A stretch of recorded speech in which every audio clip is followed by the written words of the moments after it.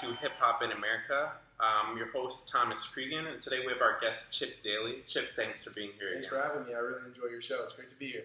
Yes, thank you. So as you know, on my show, we discuss people's experiences with hip hop and connotations with it. So, as a white man in America today, in what ways do you relate to hip hop at all? Yeah, so today I'm going to be mainly speaking about voyeurism because I think that's my main connection with hip hop as a white man. And voyeurism, in its definition, is the practice of obtaining some sort of sexual gratification by looking at a sexual object or acts, and then specifically in secret or secretively. And in hip hop specifically, voyeurs are mainly the ones behind the cameras, watching these music videos, listening to this hip hop music, consuming that, maybe watching reality TV, hip hop reality TV, and it sort of gives this very one-sided view of people of color, specifically women of color. In hip hop, the women are displayed as sort of these ass-shaking strippers, almost video vixens, some may call them. These southern hip hop videos, ultimately exemplified by Nelly's Tip Drill, sort of really got it going from there.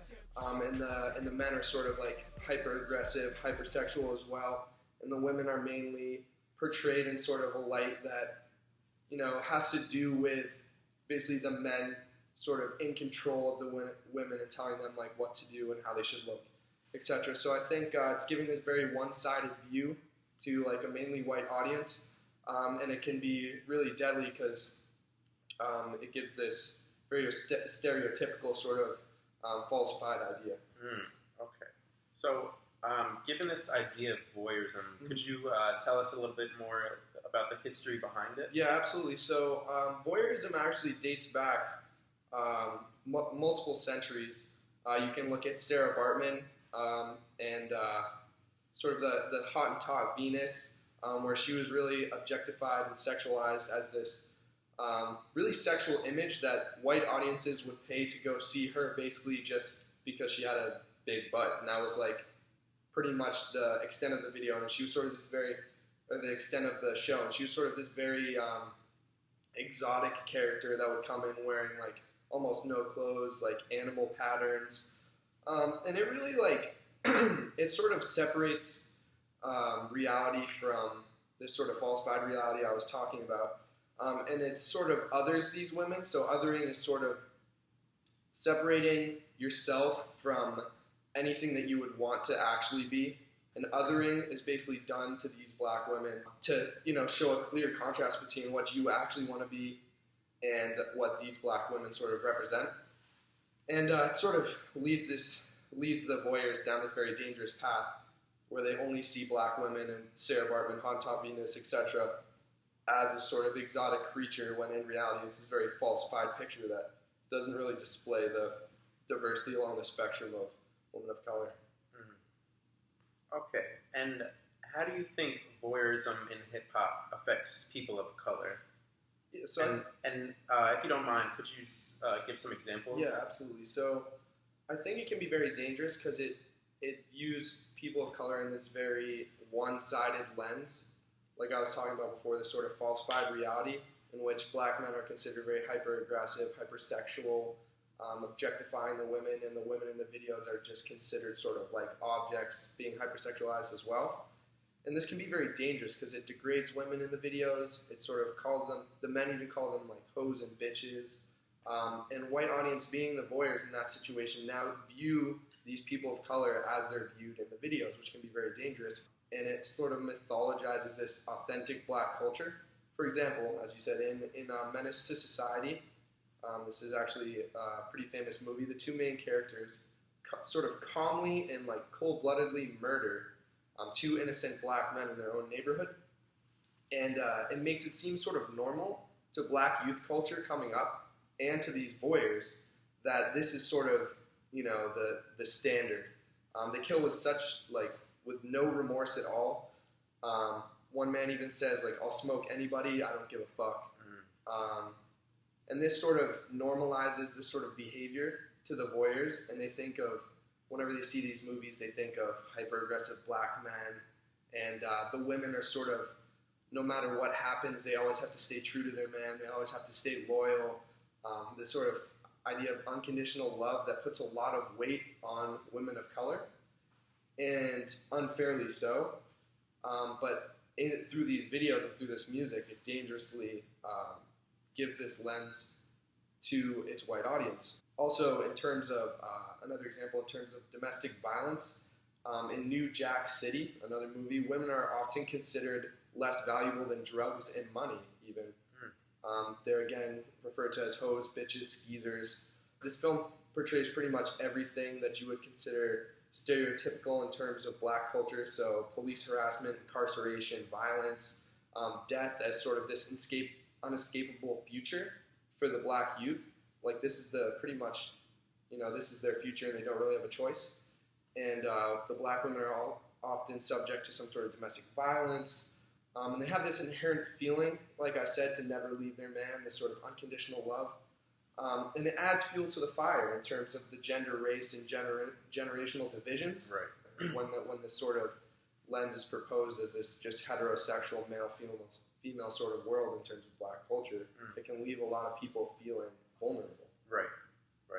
So you touched on intersectional identities. So how do you feel voyeurism is dangerous to those who identify as that, and how does it affect others in a negative manner? Right, so I think voyeurism supports its very conventional gender identity and relations binary, where you see heterosexual black men, heterosexual black women. It can be very dangerous because the queer women of color, queer men of color, transsexual, homosexual, I mean the list could go on and on. It basically leaves these people out of the picture in the eyes of the white voyeurs consuming, the reality TV, the hip-hop music, the hip-hop videos, and it gives a very falsified version of what diversity in the authentic black culture really is, if that makes sense. Right. You raised some very good points about that. So is there any final thoughts or comments you'd like to add? Yeah, I'd just like to talk about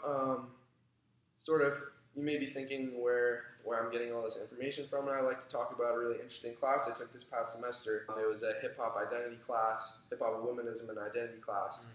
And I just sort of like to touch upon some of the main points that hopefully some of you viewers could pick up on. Sure. Yeah.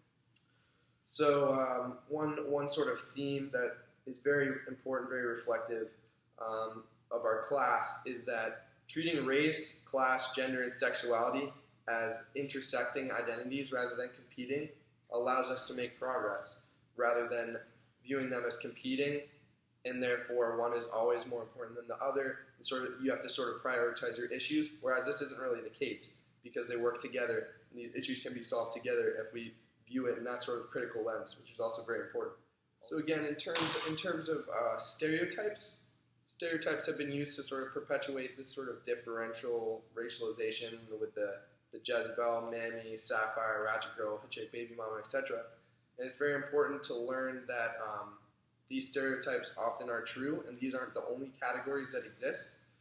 It's very important to realize that we're not bringing up these issues to perpetuate the stereotypes. We're bringing up these issues in order to solve the problems that are presented with them. And that's another very important concept.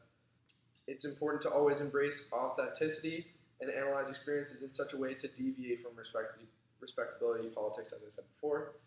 And I think in my opinion, the most important is always analyzing through this critical lens, which I spoke of a little bit about before, but I think it's very, very important because it sort of takes these varying identifiers as intersectional rather than competing, and it reinforces these marginalized groups, the most marginalized, of course, being women of color, together in this very positive manner. And it helped me as a white man, again with my connection to this hip-hop class and hip-hop in general, when consuming black reality TV or listening to mainstream hip-hop, to be sort of critical, and when they're sort of perpetuating stereotypes, and analyze the lyrics and behavior.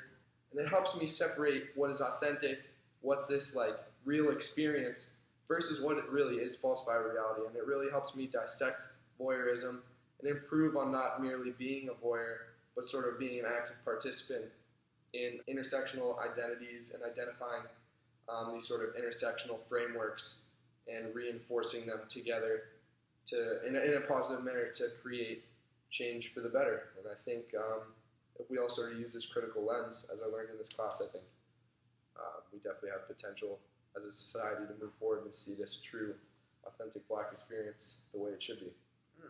Well put, well put. Thank you.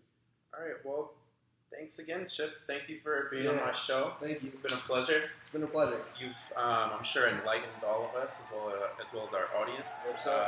Thank you guys for viewing, and we'll see you next week. Thank you.